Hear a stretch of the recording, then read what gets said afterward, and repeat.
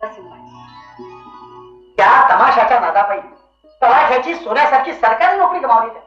पण मी म्हणतो हा आई म्हणू नका. मला एक सांगा हो, बापू करतो करतो म्हणजे काय करतो? कवनच करतो ना. कवनं नाही, लावण्या करतो, लावण्या. अरे तुला कवनच करायची असली तर ताऱ्या लिहिणं हवं मनोबंधांसारख्या. श्लोक ही भजनाली चंद्रशेखरांसारखं उदागरून घेऊन दाखव म्हणा. पण ते नाही. पण त्याला बिचाऱ्याला लावण्यात सुचतात, तर तो तरी काय करणार?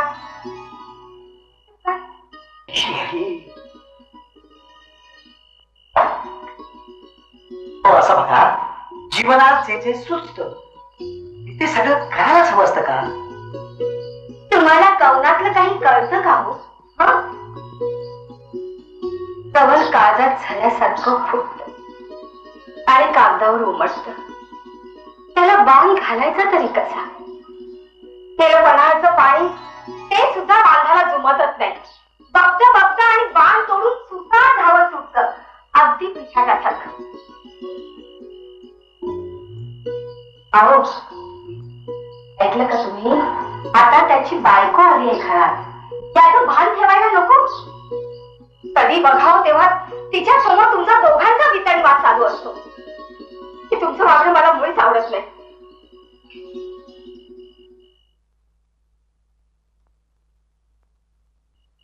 आज त्रिपुरी पौर्णिमा, होतच कुठे सकाळपासून? देवळात. सुरू झाली बडबड.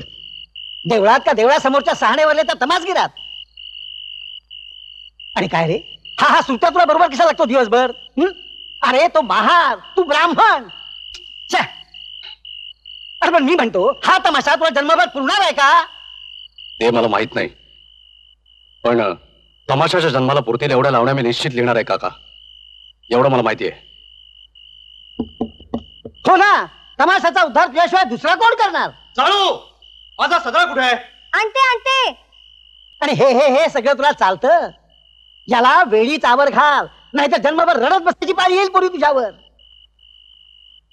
श्रीहरी श्रीहरी श्रीहरी पांडुरंग पांडुरंग.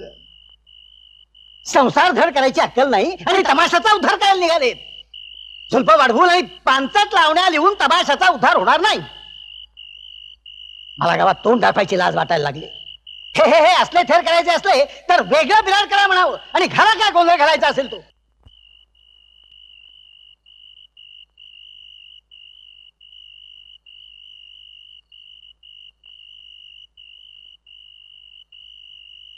हे काय? काका दीक्षितांकडे जाणार होतात ना? पण काका दीक्षित तर मुंबईला गेलेत. मग आता काय करू? घरी काकांची बडबड असह्य झाली, म्हणून इथे आलो. इथे इथे मन आपोआप शांत होतं.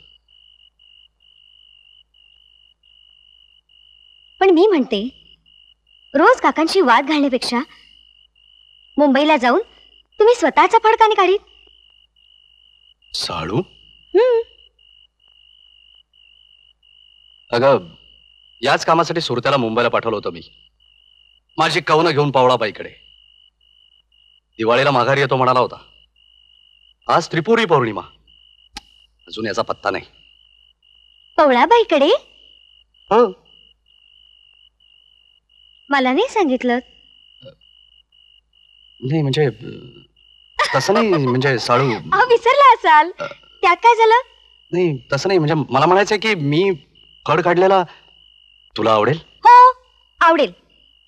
तुम्हाला त्यात आनंद आहे ना?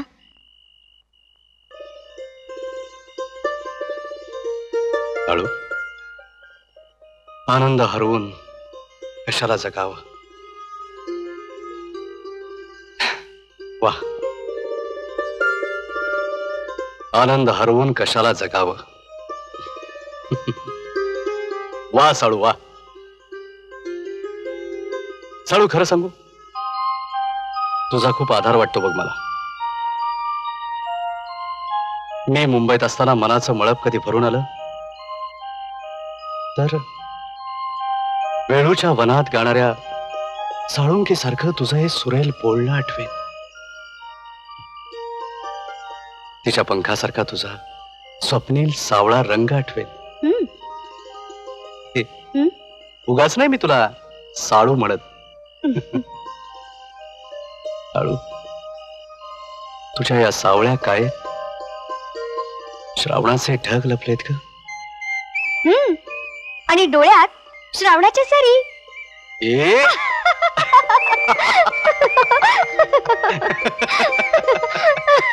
वा, क्या बात आहे साळू. आता खरी शाहिराची बायको शोभतेस. पण आम्ही कुठे ऐकलीये तुमची शाहिरी? असं ऐकायची? मी शीघ्र कवी आहे. करू कवन? अय्या, आत्ता कवन करणार? इथल्या इथं? हो, इथल्या इथे. करा बघू. करू. वा वा वा वा. अहो काका दीक्षित, जा ना. अलभ्य लाभ. कालिदासाच्या दुष्यंत शकुंतलेनं सुद्धा अशा चांदण्या रात्री अशा निर्जन वनात प्रणयाचा असा आनंद भोगला नसेल. का हो काका, मला सांगा, नको तेव्हा नको तिथं चोर पावलांनी नेमकं प्रकट होण्याची तुमची ही जुनी नाठाळ सवय अजून गेलेली नाही? राहिलं. पण तुला खरं सांगतो बापू, अशी बायको 7 जन्माची पुण्याई गाठीशी असलेल्या तुझ्यासारख्या एखाद्यालाच मिळणार. अगं ये सरस्वती, बाहेर ये. अशी लाजू नकोस. ये चाळू. अगं ये ना. काका काय परके आहेत का? ये. आत्ताच मुंबईहून आलो. सुरत्याचा तुला निरोप आहे. सुरत्याचा निरोप? काय आहे? तुझ्या कौनावर पवळाबाई भाळणी आहे. चला. अरे मी तिथेच होतो ना. पण काका, तुम्ही मुंबईला कशाला गेला होता? शेण खायला. तुला काय करायचंय? ती काय म्हणाली तेवढं ऐक. खरं म्हणजे तिचाच निरोप आहे. शाहीर असली म्हणावं. तुमची सोन्यासारखी शायरी तिकडे रेठल्याच्या रानात कशा पायी वाया घालवता. त्यापरेस मुंबईला या. आमच्या मधामध्ये तुमचा बी गुळ मिसळ द्या की जरा. असं म्हणाली? म्हणू दे, म्हणू दे. सध्या मुंबईला सवाल जबाबाचे सामने चालू आहेत. बर. म्हणून ती तुला खास बोलवलंय. बाब्या, तुला सांगतो, ह्या मोसमात जर का तू मुंबईला गेला असता तर या महिन्याभरात मुंबई भर तुझं नाव होईल. सुरत्या तिकडे पिला हाऊसवर थांबलाय.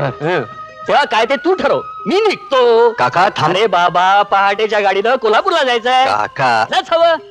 सरस्वती गेलो ग.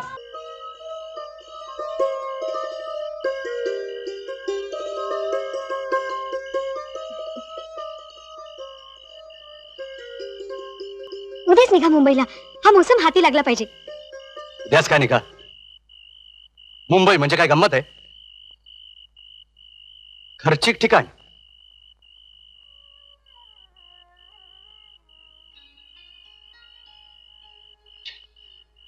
काका तर पै सुद्धा देणार नाहीत.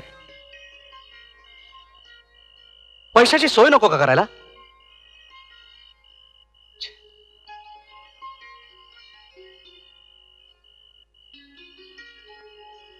उद्याच निघा म्हणे.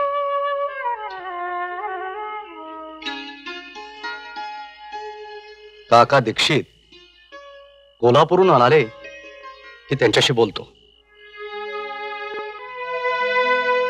एवढं पुरेल?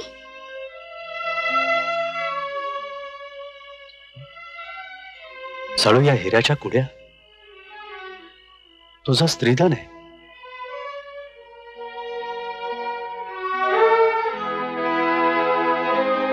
आणि तुम्ही माझं धन नाही?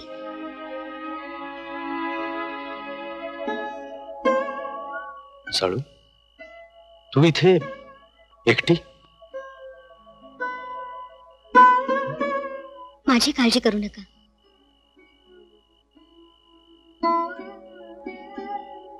मुंबईला जा. खूप मोठे व्हा. अगदी आभाळा एवढे. मला सगळं काही पावलं.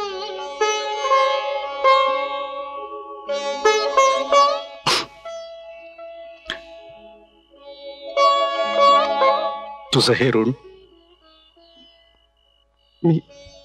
मी कसं फेडायचं ग?